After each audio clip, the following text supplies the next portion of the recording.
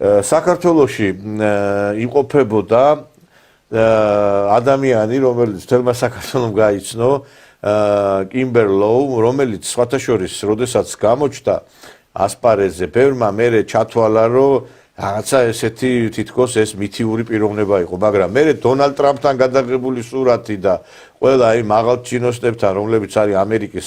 ხელისუფლების ნახეს, მერე ცოტა შეცვალეს ტონალობა ამ ქალზე საუბრისას. თვით ეს ბოკერია და მისი ცოლი ვაშინგტონიდან რომ მოდიოდნენ, ფოტოსესია მოაწყვეს თვითმფრინავში. და სხვათა შორის მთელ საქართველოს მოიარა ამ ადამიანმა და მასთან შეხვედრის საშუალება ჰქონდა ჩვენი გადაცემის სტუმარს, ბატონ ალექსანდრე კობაიძე, სამართლის ექსპერტი, ადვოკატი. მოგესალმებით, ბატონო ალექსანდრე. მოგესალმებით თქვენს მსმენელი და მაყურებელ საზოგადოებას. გაიხარეთ, ბატონო ალექსანდრე, პირველ რიგში მინდა რომ აი ამ თემით დავიწყოთ საუბარი. მე მინდა ვაჩვენოთ სურათი ბატონი ალექსანდრე, როდესაც შეხვდა აეროპორტში დახვდა და მთელი ეს მოგზაურობის დროს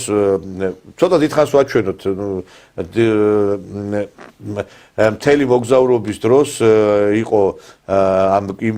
ადამიანთან ერთად. მე მინდა სიმართლე რომ გითხრათ, თლათ აი ვერ გავერკვიე ამ ადამიანის სტატუსში, იმიტომ რომ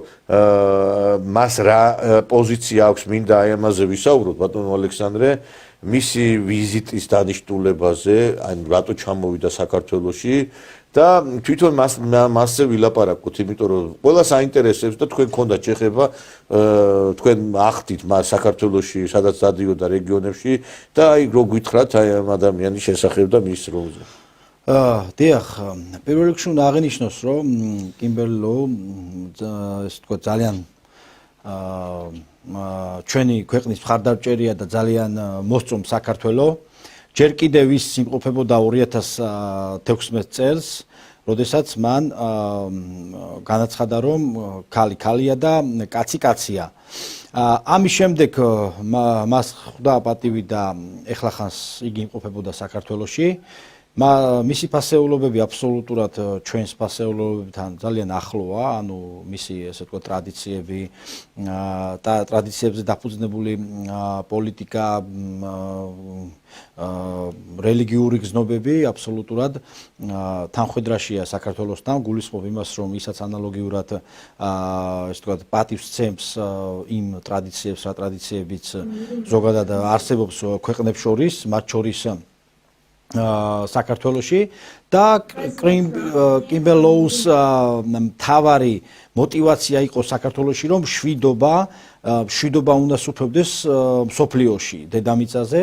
და მათ შორის, რა თქმა უნდა, საქართველოში და საქართველოდან დაიწყო, ეს მნიშვნელოვანია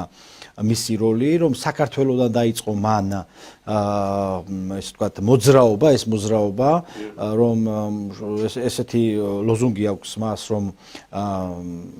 შვიდობა მსოფლიოს და ეს შვიდობა მსოფლიოს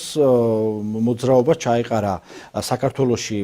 ესე ვთქვათ საფუძველი და ეს გაგრძელდება, ბატონო ნიკოლოზ, არის აქ მოსაზრება, რომ აღნიშნულზე დიდი კონფერენცია, რომელიც გაიმართება თავად ბატონი ტრამპი დაესწრება, ანუ ძალიან დიდი მასშტაბით იქნება ეს ყოველივე. სხვადასხვა ქვეყნებთან მიმდინარეობს მოლაპარაკება, რომ ეს ქვეყნები ჩაერთვებიან აღნიშნულ მოწოდებებში და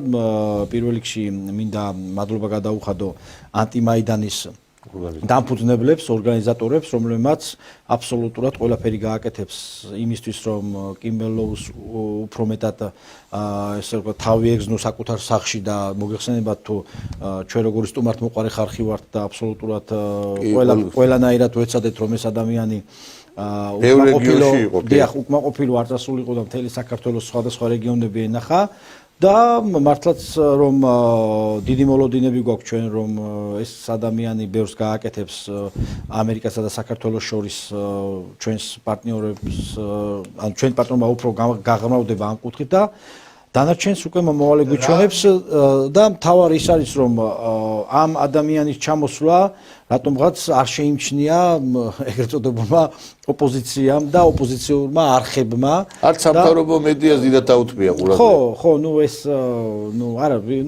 გარკვეულწილად ინტერვიუები მისი გავიდა, მაგრამ უფრო ფართოდ რო ყოფილიყო, კარგი იყო. ხო, განსაკუთრებით ეხლა თქვენ გქონდათ მასთან საუბარი კომუნიკაცია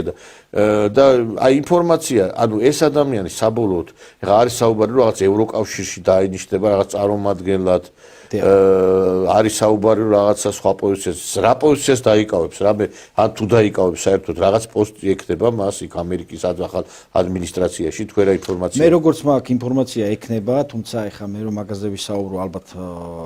რამდენად იქნება პრიანი მაგრამ მე მაქვს ინფორმაცია რომ ეს ადამიანი დღეს თუ ხვალ ერთ-ერთ წამყვან თანამდებობაზე იქნება ევროპაში კონკრეტულად ნახოთ ოღონდ რა ფორმით ეს უკვე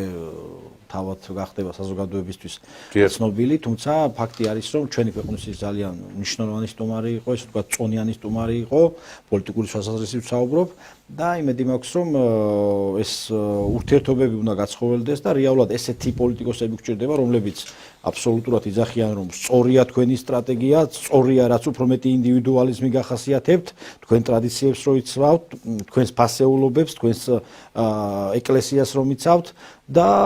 ესეთი მიდგომები უფრო წინ წაგვიყვანს და წაგწევს აი ამ ჩვენს ანუ ესე ვთქვათ პარტნიორობას შორის ვიდრე ის რომ მაგალითად მოგეხსენებათ თუ რა დღეში იყო ტრამპ ესე ვთქვათ ბაიდენის ადმინისტრაცია და როგორც ცდილობდა რომ ეგრეთ წოდებული ფერადი რევოლუცია მოეწყო ჩვენს ქვეყანაში